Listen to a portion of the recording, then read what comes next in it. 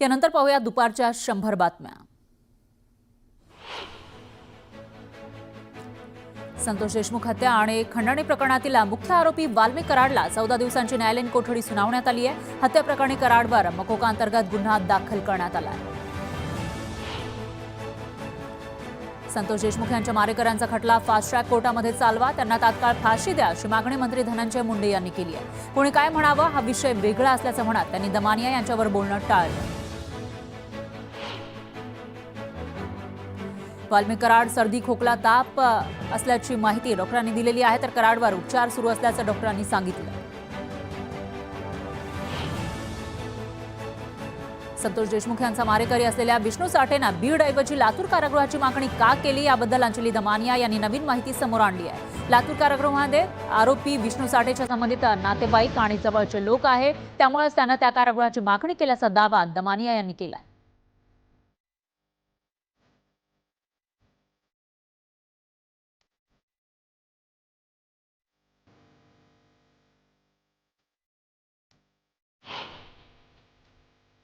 संतोष देशमुख हत्या प्रकरण आणि खंडणी प्रकरणामध्ये आरोपींसोबत सीसीटीव्ही फुटेजमध्ये दिसणारे पीएसआय राजेश पाटील निलंबित आहेत। मात्र वाल्मिक कराड आणि सुदर्शन घुले या गँगसोबत राजेश पाटील यांचे काय संबंध आहेत याची जोरदार चर्चा सुरू आहे आणि राजेश पाटील यांना सह आरोपी करा अशी मागणी केली जाते।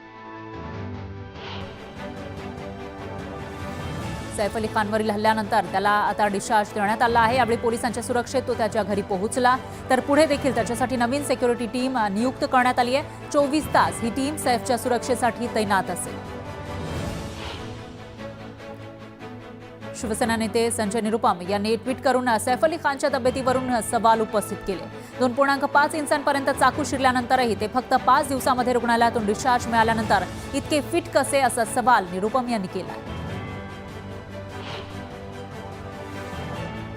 उदय सामंत हाऊसला शिंदेचे आमदार फोडायला गेलेत असा दावा संजय राऊत यांनी केलाय, तर शिंदे फडणवीसांना नकोसे झालेत, नंतर मोदींनाही नकोसे होतील असं म्हणत राऊतांनी शिंदेंवर निशाणा साधला। नाराज पालकमंत्र्यांचा वाद आता मुख्यमंत्र्यांच्या कोर्टात पोहोचलाय। एकनाथ शिंदे आणि रायगडचे नाराज आमदार मुख्यमंत्री फडणवीसांना भेटणार आहेत, त्यामुळे पालकमंत्रीपदाचा तिढा मुख्यमंत्री सोडवणार का याकडे लक्ष।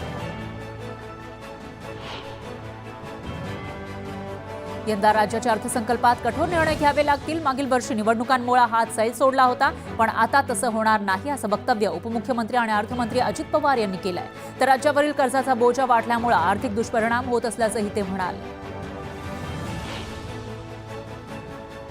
विधानसभा निवडणुकीनंतर प्रथमच मनसेचे प्रमुख राज ठाकरे उद्यापासून पुन्हा एकदा मैदानात उतरतायत। नाशिकमध्ये 3 दिवस मुक्कामी ते असतील, तर आगामी महापालिका निवडणुकीच्या संदर्भात कार्यकर्त्यांना सूचनाही देणार आहेत। मनी लॉन्ड्रिंग प्रकरणामध्ये सर्वोच्च न्यायालयानं छगन भुजबळ यांना दिलासा दिलाय। सुप्रीम कोर्टानं ईडीची याचिका फेटाळल्यानं छगन भुजबळ यांना दिलासा मिळाला। तुमच्या जिल्ह्यामध्ये वाळू आणि क्रशरच्या गाड्या भरपूर आहेत, यावरून बरंच ऐकावं लागतं। सगळे आपलीच माणसं असल्यानं मी मागे जिल्हाधिकाऱ्यांना दुर्लक्ष करण्यास सांगितलं होतं असं वक्तव्य विखे पाटलांनी केलं। विखेंच्या या वक्तव्यानं वाळू माफियांना सरकारचा अभय आहे का असा सवाल विचारला जातोय। 1 रुपयाचा पीक विमा रद्द करण्याचा विचार सुरू असल्याच्या मुद्द्यावरून बच्चू कडूंनी सरकारवर जोरदार टीका केली। अशा प्रकारे शेतकऱ्यांची फसवणूक करण्यास सरकारला लाज वाटत नाही का असा सवाल बच्चू कडूंनी केला। नाशिकमध्ये शिवसेनेतील गटबाजी चव्हाट्यावर आली आहे। रामललाच्या मूर्ती प्रतिष्ठानिमित्त काळाराम मंदिरात महाआरतीचं आयोजन करण्यात आलं। यासाठी दिलेल्या जाहिरातीमध्ये उपनेते आणि जिल्हाप्रमुख अजय बोरस्ते यांचं नाव वगळण्यात आलं। अमरावतीमध्ये बच्चू कडूंच्या समर्थनार्थ बॅनर लावण्यात आले होते। नवस पूर्ण झाला नाही म्हणून देव बदलणारे आम्ही नाही अशा आशयाचे बॅनर या ठिकाणी अज्ञातांनी लावलेले होते, ते अज्ञातांनी फाडले, त्यामुळे संबंधितांवर कारवाई करण्यात यावी अशी मागणी केली जाते।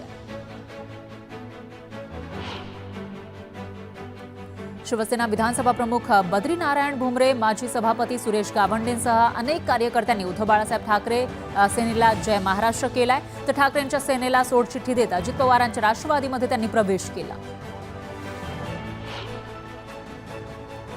ठाकरे गटाचे नगरसेवक शिंदे गटामध्ये जाणार असल्याची अफवा असल्याचं ठाकरे गटाचे सहसंपर्क प्रमुख गुलाबराव वाघ म्हणाले।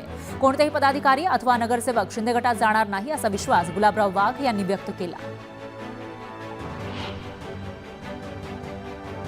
शिवसेनेच्या जळगाव जिल्हा प्रमुखपदी अवघ्या 4 दिवसांपूर्वीच विष्णू भंगाळे यांची केलेली नियुक्ती स्थगित करण्यात आली आहे. तर हे आदेश काढल्यानंतर पुन्हा 3 तासातच नवीन आदेश काढत भंगाळेंना पुन्हा जिल्हा प्रमुखपद देऊन निलेश पाटील यांना सहसंपर्क प्रमुखपद देण्यात आले. या प्रकारामुळे शिवसेनेतील अंतर्गत गटबाजी चव्हाट्यावर आली.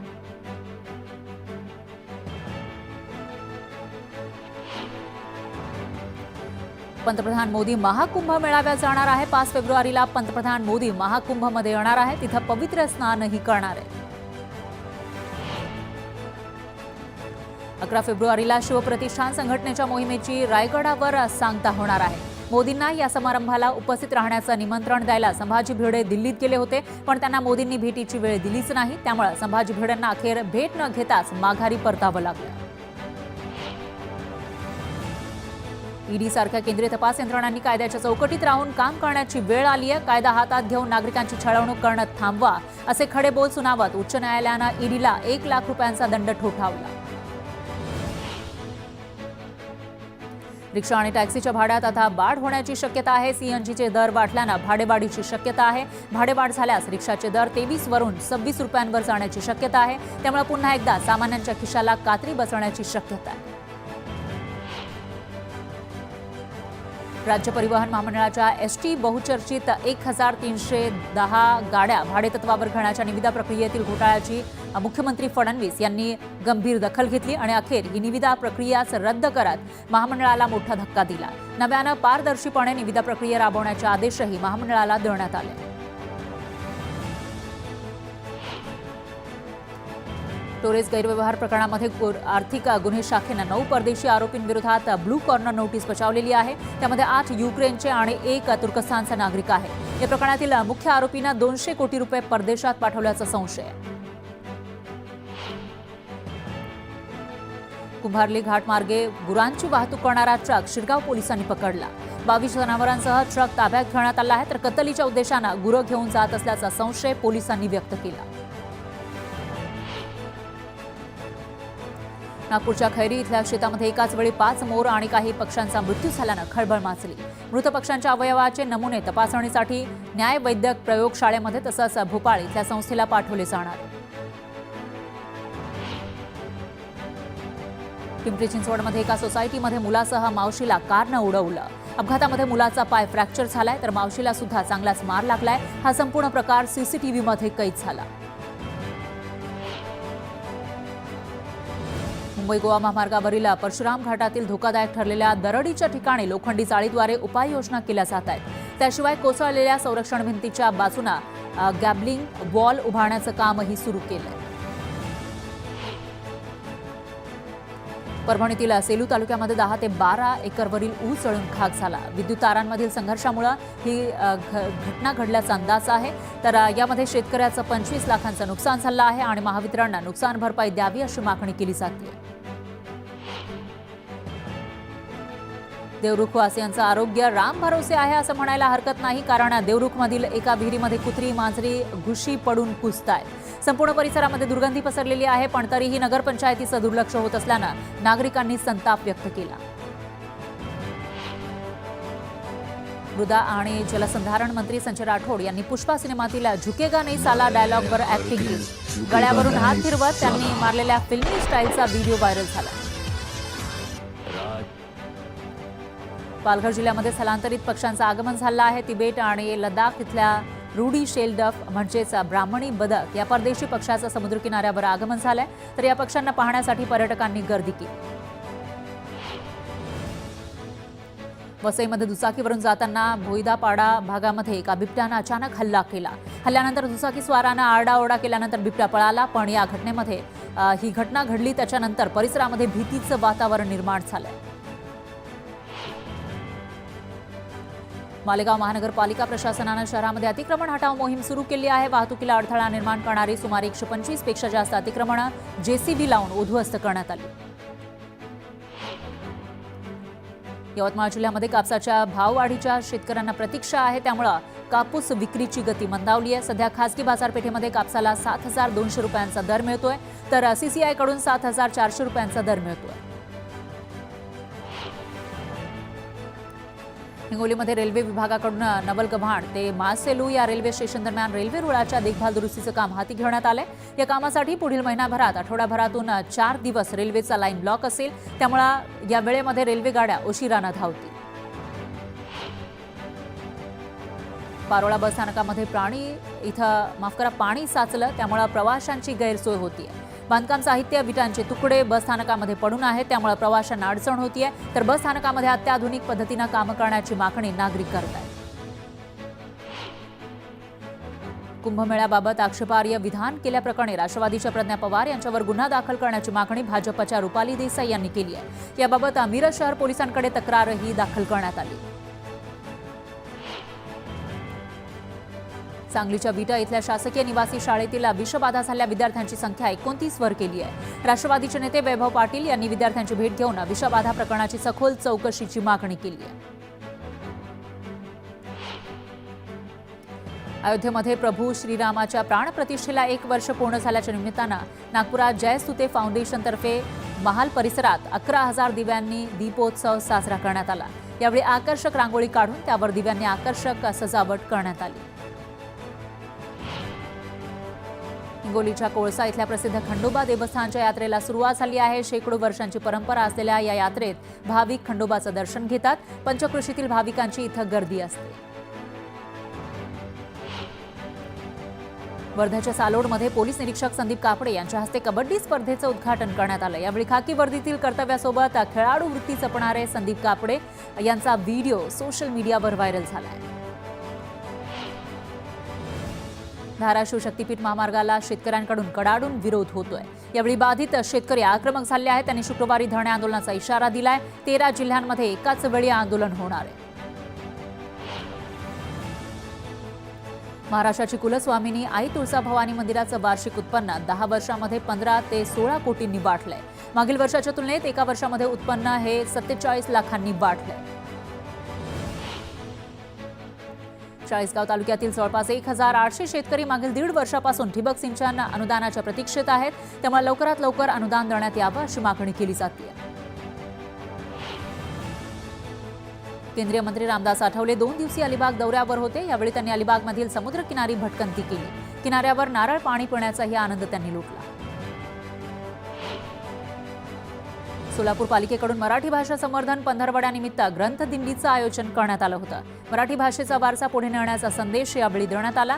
तर विविध शाळांमधील 400 विद्यार्थ्यांनी यामध्ये सहभाग घेतला। छत्रपती संभाजीनगर जिल्ह्यातील सोयगावमधील बरठाण ते खडक देवळा या रस्त्याची दुरावस्था झाली आहे। याची पाहणी आमदार संजना जाधव यांनी केली आणि संबंधित ठेकेदार तसंच अधिकाऱ्यांची चांगलीच कानउघडणी केली। सोलापूर शहरातील अनेक ठिकाणी रस्त्याच्या कडेला वाळलेली आणि धोकादायक झाडं आहेत। ही झाडं योग्य वेळी पाडण्यात यावी अशी मागणी केली जाते। अन्यथा ही झाडं कोसळल्यानं कोणाला धोका निर्माण झाल्यास सदोष मनुष्यवधाचा गुन्हा पालिकेविरोधात दाखल करू असा थेट इशारा सामाजिक कार्यकर्त्यांनी दिला। जुन्नर तालुक्यामध्ये निर्यातक्षम केळी उत्पादनास सुरुवात झाली आहे। जुन्नरमध्ये पिकणारी केळी आखाती देशामध्ये निर्यात केली जाते। पिकलेल्या केळ्यांचा पहिला कंटेनर इराक देशासाठी रवाना झाला। टाटाचे चंद्रशेखरन मुख्यमंत्री महोदयांना भेटलेले आहेत। त्या सगळ्यामध्ये मला असं वाटतं की उद्योजकांना विश्वास देणं आणि उद्योजकांना महाराष्ट्रामध्ये आणणं हा प्राधान्यक्रम घेऊनच हे दावोसचे दौरे आयोजित केलेले आहेत।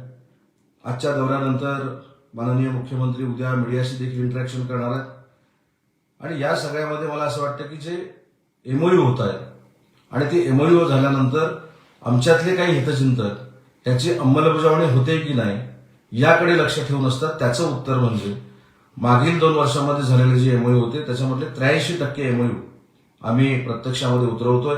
आम्ही अतिशय चांगल्या पद्धतीने त्यांना सहकार्य करतोय आणि अनेक उद्योजकांनी सांगितलं, काल जर आपण बघितलं असेल की कालचा सगळ्यात मोठा जो मास्टर स्ट्रोक होता तो JSWनं 3 लाख कोटीचा एमओयू आपल्याबरोबर केला आणि विविध भागांमध्ये केला। विदर्भामध्ये आहे, मराठवाड्यामध्ये आहे, ऑलरेडी कोकणामध्ये त्यांचे प्रोजेक्ट चालू आहेत।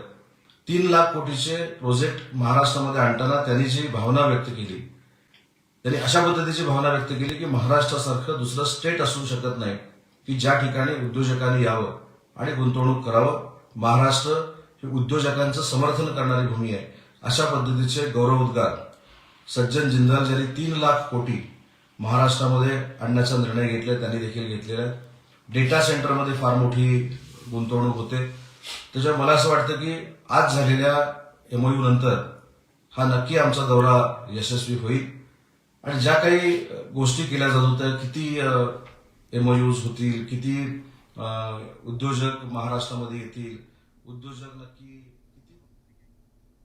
तर मंत्री उदय सामंत हे दावोसला गेलेले आहेत आणि तिथून ते बोलत होते. कशा पद्धतीनं करार झाले याविषयी माहिती त्यांनी दिलेली आहे. याविषयीची अपडेट आपण घेणार आहोत. पुन्हा घेऊयात बातम्यांचा वेगवान आढावा. राज्याचे माहिती तंत्रज्ञान आणि सांस्कृतिक कार्यमंत्री आशिष शेलार यांनी विठ्ठल रुक्मिणी मातेचं दर्शन घेतलं.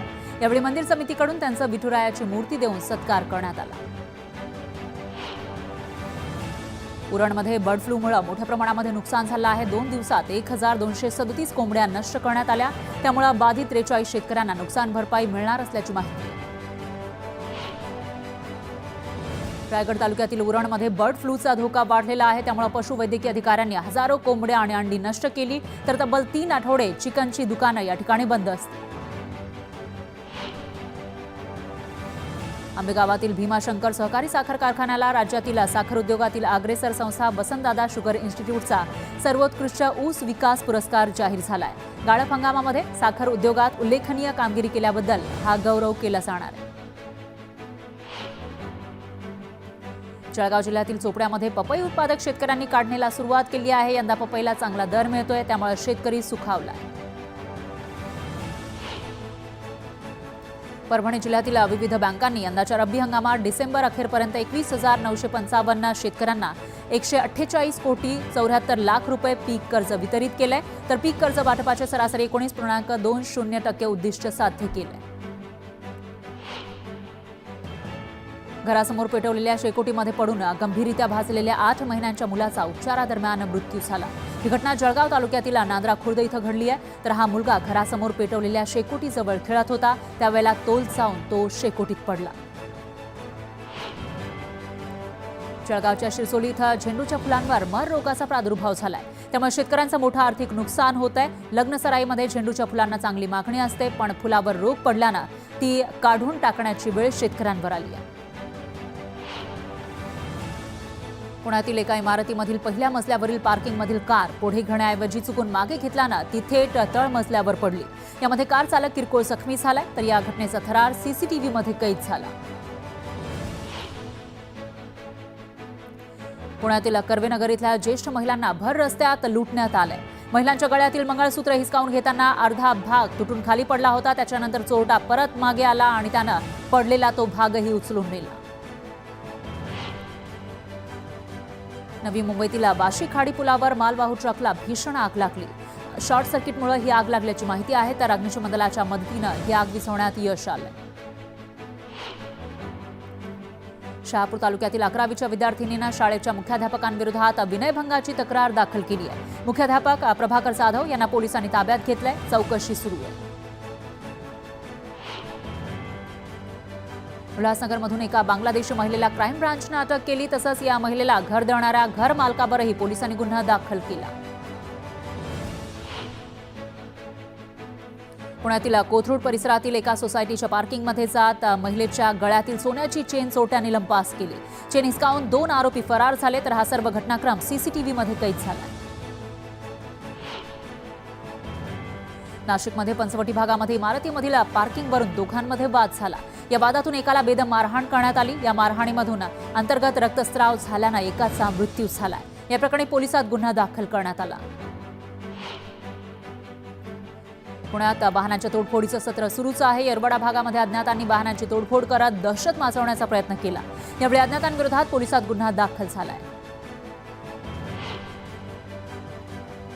जळगावच्या शासकीय वैद्यकीय महाविद्यालयामध्ये आयकर विभागानं छापा टाकला. मेडिकल हबच्या 1200 कोटी निधी विनियोगामध्ये 100 कोटी TDSची अनियमितता असल्यानं कागदपत्रांची तपासणी करण्यात आली.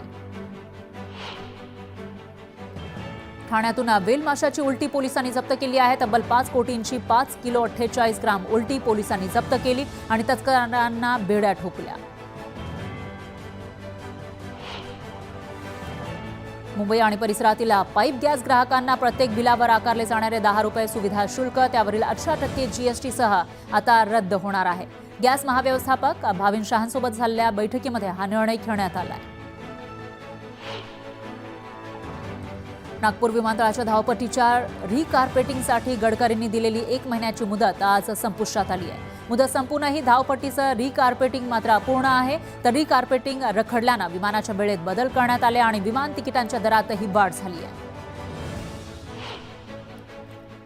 आंतरराष्ट्रीय बाजारामध्ये सध्या क्रूड तेलाच्या किमती कमी झालेल्या आहेत. त्या प्रमाणामध्ये पेट्रोल आणि डिझेलच्या दरामध्ये कोणतीही घट झालेली नाही, पण फारशी दरवाढ सुद्धा झालेली नाही. त्यामुळे वर्षभरात सामान्यांना काहीसा दिलासा मिळाला.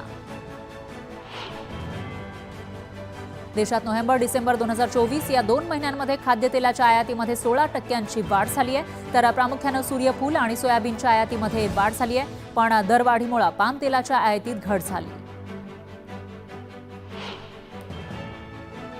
रस्ते अपघात रोखण्यासाठी आता सोलापूर जिल्ह्यातील 8 महामार्गांवर याच्यासह राज्यातील 19-90 महामार्गांवर प्रत्येकी 20 किलोमीटर अंतरावर कमानी उभारून त्यावर CCTV कॅमेरे लावले जाणार आहेत. तर कृत्रिम बुद्धिमत्तेचा वापर करून इंटेलिजन्स ट्रॅफिक मॅनेजमेंट सिस्टीमद्वारे बेशिस्त वाहनांवर लक्ष ठेवलं जाईल. सरकारी, निमसरकारी, खासगी संस्थांमध्ये आणि उद्योगांमध्ये नोकरी करणाऱ्या ज्या व्यक्तींनी ऑटो रिक्षा परवाना घेतलेला आहे त्यांनी 15 फेब्रुवारीपर्यंत परवाने प्रादेशिक परिवहन कार्यालयामध्ये जमा करावे असे आदेश देण्यात आले. मुदतीत परवाना जमा न केल्यास ऑटो रिक्षावर कारवाई केली जाणार आहे. त्यांचे परवाने रद्द केले जातील.